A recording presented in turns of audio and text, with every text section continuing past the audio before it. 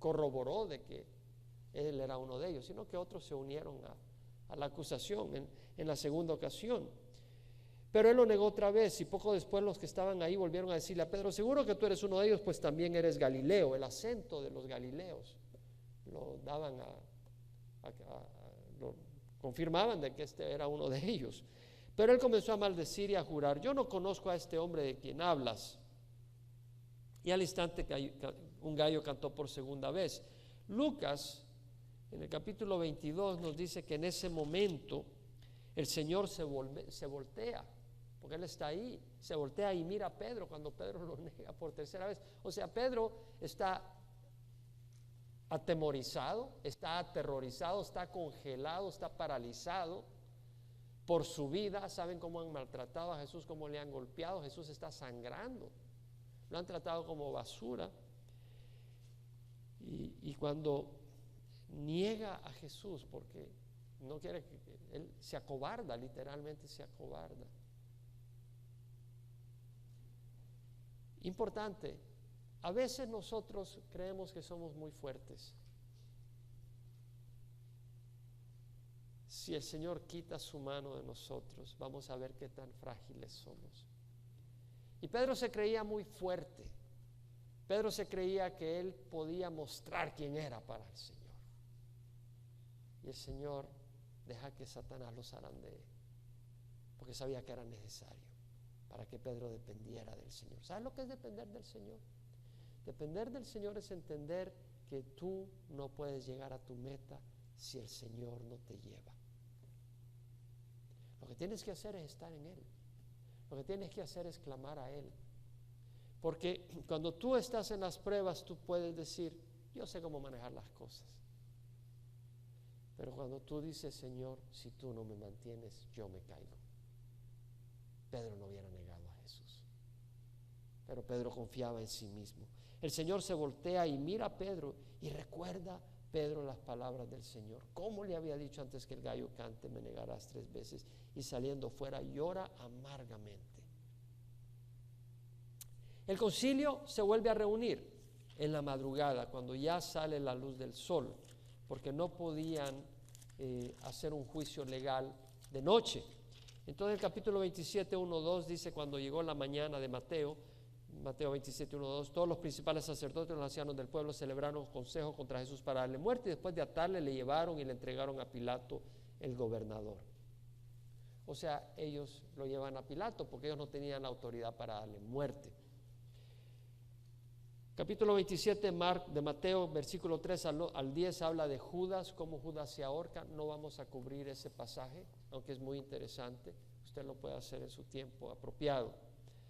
Jesús es llevado ante Pilato.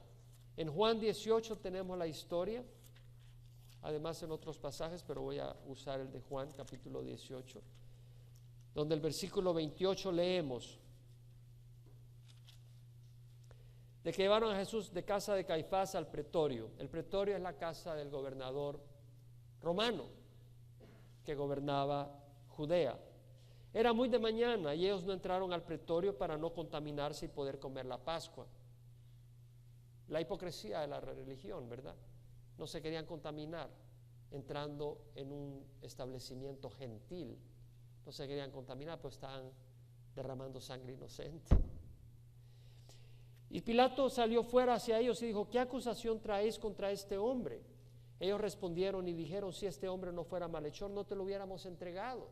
Y dijeron: este hombre se hace ser Cristo, que es un rey, y prohíbe pagar impuesto al César, que era una mentira.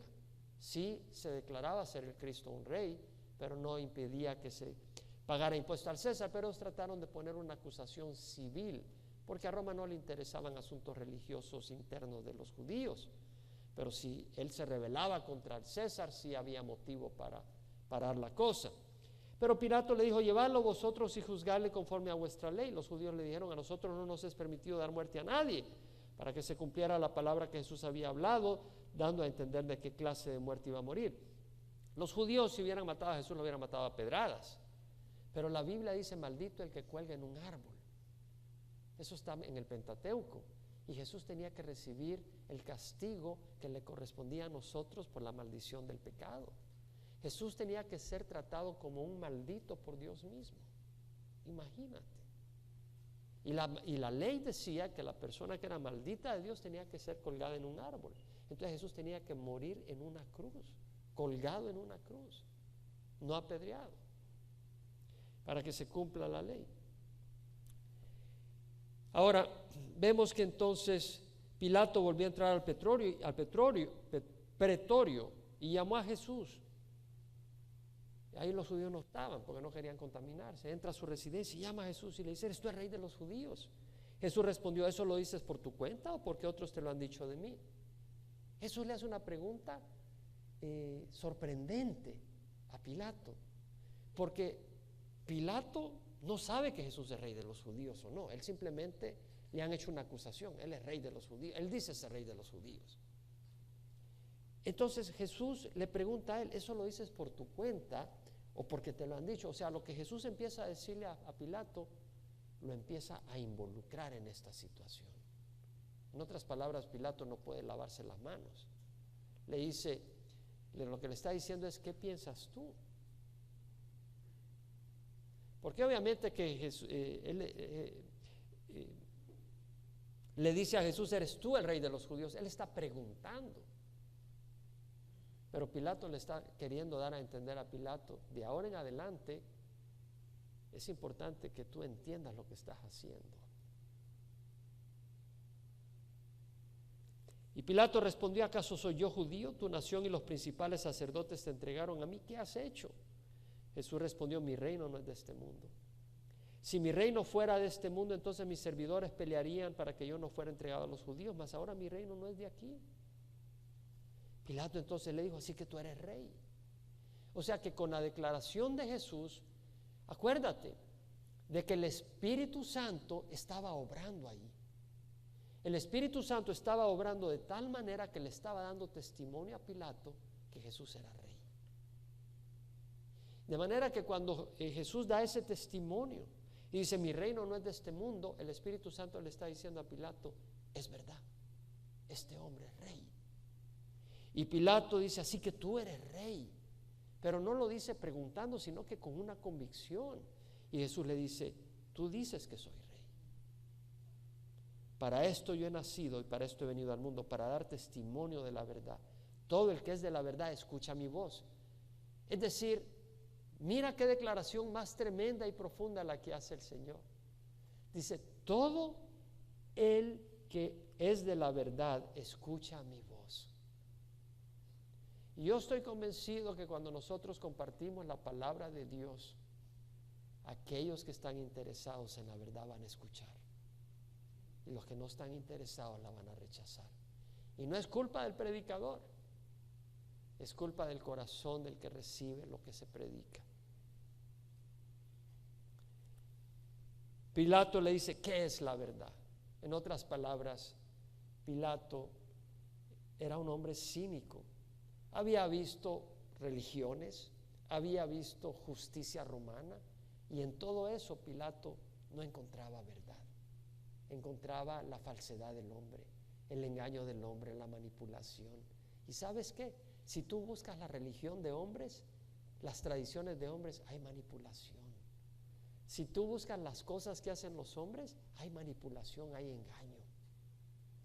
Mira los gobiernos, mira todo lo que en las campañas políticas.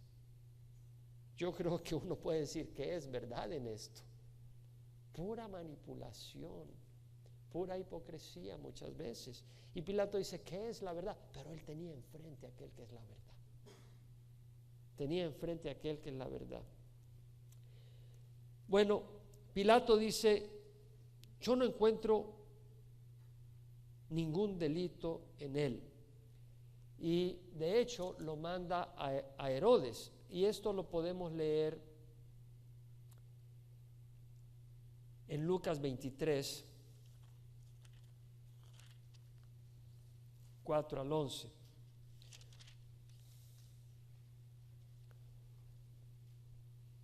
Notemos de que Pilato no se siente amenazado de Jesús.